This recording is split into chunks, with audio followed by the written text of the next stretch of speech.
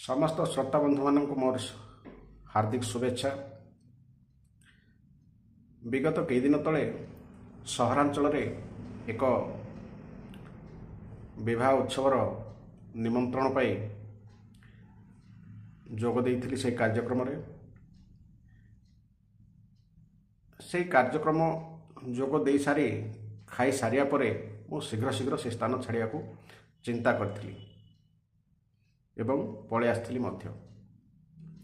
आसिला पर मु चिंता कली जे प्रकृत में आम संस्कृति कोठी को कदर्थ करा जाए, ग्रामांचल रे ना सहरांचल रे, गोटे मोर मन रे प्रश्न उंकिटे उठिथिला। चिंता कली जदि गाँव रे हुए तेबे गाँव रे हाथ पांतारे एमिति किछि वस्तु उपलब्ध नुहे जहाकु नै कि ग्रामांचलर लोक माने संस्कृति को कदर्थ करेंगे। पुणी भाविली सहरांचल कहीं, कारण सहरांचल हाथ पांतारे सबकिछि उपलब्ध थाए, तेणु ताहार फायदा नहीं अनेक शिक्षित परिवार संस्कृति को कदर्थ करने विभिन्न खराब चिंताधारा से माने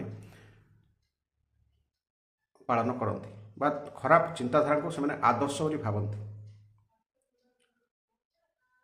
गोटे घटना से दिन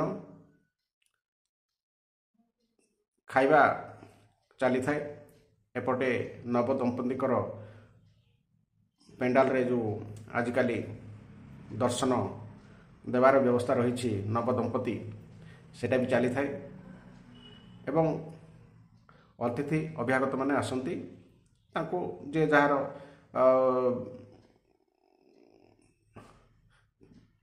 जहाँ जे जा पाला आनिला देउथांती। एही समय रिसेप्शन काउंटर एवं पेंडाल बा जोठी हमर नवदंपति दंपति माने ठियाई थिले तार पार्श्व गोटे स्क्रीन चलथिला।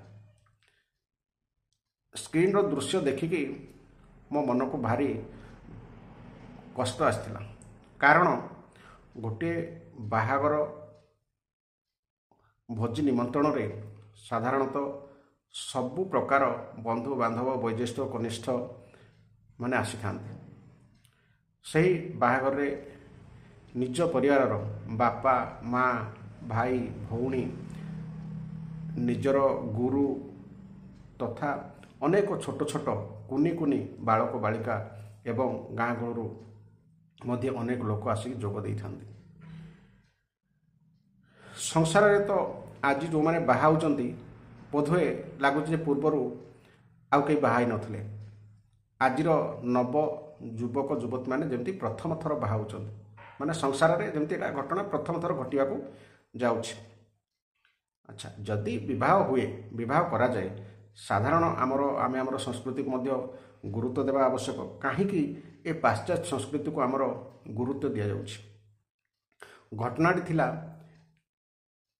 आजिकाली देखिथिबे प्री वेडिंग फोटोशूट बा विवाह पूर्वर गोटे वीडियो प्रस्तुत करा जाउछि।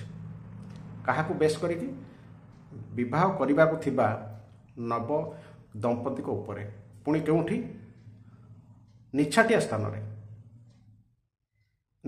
रे कौन हुए, नव दंपतिकर विवाह पूर्वर अनेक दृश्य कैमेरामैन कैद करनी, जेमिति कि परस्पर आलिंगन करवा एवं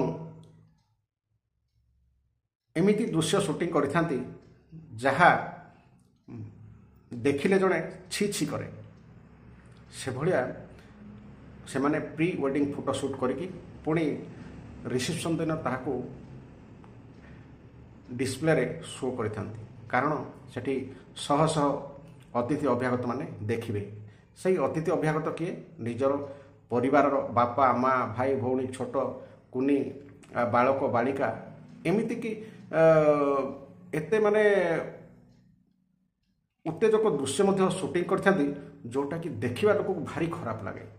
से नवदंपति को तांको परिवार को खराब लगे कि नहीं मु जाने ना। जदि सेमती खराब लागू थाए तेबे निश्चित ता बापा माँ भी मना करिया कथा ए सब कौन चली। এইটা তো গলা ফଟୋସୁଟ୍ କଥା। ବିବାହ ଯେଉଁ ବେଦୀ ମଣ୍ଡପ କିମ୍ବା ରିସେପସନ୍ର ସମ୍ମୁଖରେ ଯେଉଁ ଗେଟ୍ରେ ମଧ୍ୟ ସଜାଯାଇଥାଏ, ଏମିତି ଫଟୋ ଯାକ ଲଗାଯାଇଥାଏ ଯେମିତିକି ବିବାହ ପୂର୍ବରୁ ସବୁ କାର୍ଯ୍ୟ ଶେଷ ହୋଇଯାଇଛି, ବିବାହର ଉଦ୍ଦେଶ୍ୟ ଯେମିତି ଚରିତାର୍ଥ କରିଦିଆଯାଇଛି, ସେଭଳି ସବୁ ଭାବ ଉଦ୍ଦୀପକ ଦୃଶ୍ୟ ଏବଂ ଫଟୋ ଲଗାଯାଇଥାଏ। ଏସବୁ କ'ଣ ଆମ ସଂସ୍କୃତି? ଏହା କରିବା କ'ଣ ବନ୍ଧୁବାନ୍ଧବ ପରିବାର ତୁମକୁ କହନ୍ତି?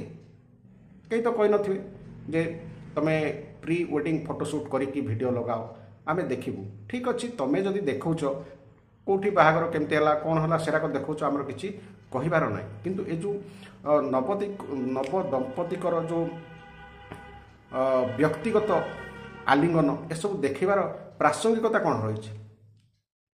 ପରସ୍ପର ଚୁମ୍ବନ ଦେବା ଏସବୁ କ'ଣ ଆମ ସମାଜର ସଂସ୍କୃତି? ଏହାଦ୍ୱାରା ସମାଜକୁ କ'ଣ ମେସେଜ ଯାଏ? ଏହାଦ୍ୱାରା କୌଣସି କେହି ଆଶୀର୍ବାଦ ଦିଅନ୍ତି ନାହିଁ, ଏହାଦ୍ୱାରା କ'ଣ ଛି ଛି କରିକି ଲୋକ ଆସନ୍ତି। ତେଣୁ ଏସବୁ ଆମେ ସମସ୍ତେ ବନ୍ଦ କରିବା ଉଚିତ, କାରଣ ସମାଜ ଦିନକୁ ଦିନ ଅଧୋଗାମୀ ହେଉଛି। ଅଧୋଗାମୀ ସମାଜ ଆଜି କାହା ପାଇଁ? ଶିକ୍ଷିତ ଲୋକଙ୍କ ପାଇଁ। ମୂର୍ଖ ଲୋକ ଅନ୍ତତଃ ବିଗତ ଦିନରେ ଆମର ପୂର୍ବ ପିଢ଼ି ତା ପୂର୍ବ ପିଢ଼ି ଏସବୁ ହେବାକୁ ଦେଉନଥିଲେ। କାହିଁକି? ଗୋଟେ ଲୋକଲଜ୍ଜା ବୋଲି ଗୋଟେ ତାଙ୍କର ଥିଲା, ଯେଉଁଟାକି କିଛି କରିବା ପାଇଁ ହେଲେ ସେମାନେ 100 ଥର ଭାବୁଥିଲେ ଯେ ବୃଦ୍ଧାମାନେ କ'ଣ କହିବେ। ଲୋକଲଜ୍ଜା ଭୟରେ ସେମାନେ ଏସବୁ କରୁନଥିଲେ। କିନ୍ତୁ ଆଜିକା ଦିନରେ ଏସବୁ ଘଟୁଛି। ଆଚ୍ଛା, ଯଦି ବି ଘଟୁଛି ଆମର କିଛି କହିବାକୁ ନାହିଁ। ତମେ ତ ଆମେ କହିନୁ ତୁମକୁ ଦେଖାଇବା ପାଇଁ, କିନ୍ତୁ ତୁମେ ଦେଖେଇଛ। ଆମେ ଚାହୁଁଛୁ ବା ମନରେ ଏମିତି କଥା ଆସୁଛି, ଯଦି ପ୍ରି ୱେଡ଼ିଂ ଫଟୋସୁଟ୍ ଦେଖାଇ ଦେଇ ପାରୁଛ, ତେବେ ଆମେ ଦାବି କରୁଛୁ ପୋଷ୍ଟ ଫଟୋ ୱେଡ଼ିଂ ବି ଦେଖିବା ଦରକାର। କାରଣ ଆମେ କେମିତି ଜାଣୁ ଯେ ତୁମେ ସତରେ ବାହା ହେଲ ବୋଲି, ବାହାଘର ପୁଣି ଚରିତାର୍ଥ କଲ ବୋଲି ଆମେ କେମିତି ଜାଣୁ? ଏ ପ୍ରସଙ୍ଗ କାହାକୁ ଖରାପ ଲାଗୁଥାଇପାରେ, କିନ୍ତୁ ଆମେ ଦେଖୁଥିବା ଲୋକ କେତେ ମନରେ ଆଘାତ ଦିଏ। ଆଉ ଛୋଟ ଛୋଟ ଯେଉଁ ପରିବାର ନିଜର ପୁଅ ଝିଅକୁ ନେଇକି ଯେଉଁ ରିସେପସନ୍କୁ ଯାଆନ୍ତି, ସେମାନଙ୍କ ମନରେ କ'ଣ ସବୁ ଆସେ, ଏଇଟା ବି ଚିନ୍ତା କରିବା ଦରକାର ବନ୍ଧୁ। ତେଣୁ ଆମେ ଦାବି କରୁଛୁ, ଯେଉଁମାନେ ପ୍ରି ୱେଡ଼ିଂ ଫଟୋସୁଟ୍ ବା ଭିଡ଼ିଓ କରିକି ଦେଖାଉଛ, ଟିକେ ଚେଷ୍ଟା କର ପୋଷ୍ଟ ୱେଡ଼ିଂ ବି ଆସିବା ପାଇଁ, କାରଣ ତାର ମଜା ଆଉ ଅଲଗା। କାହିଁ ସମାଜ ତ କହିନି ନା ତୁମେ ଦେଖିବା ପାଇଁ, କିନ୍ତୁ ଆମେ କହୁଛୁ ତୁମେ ଦେଖାଅ, ଅନ୍ତତଃ ଲୋକ ଲଜ୍ଜା କ'ଣ ଟିକେ ଅନୁଭବ କରିବ। କାହାର ଭାବନାକୁ ଧୋକା ଦେବା ବା କଷ୍ଟ ଦେବା ମୋର ଉଦ୍ଦେଶ୍ୟ ନୁହେଁ, କିନ୍ତୁ ଆମେ ଦେଖିଲା ପରେ ମୋ ମନରେ ଯାହା ଭାବନା ମୁଁ ତାହାକୁ ପ୍ରକାଶ କଲି। ଭୁଲ ଥିଲେ କ୍ଷମା ଦେବେ।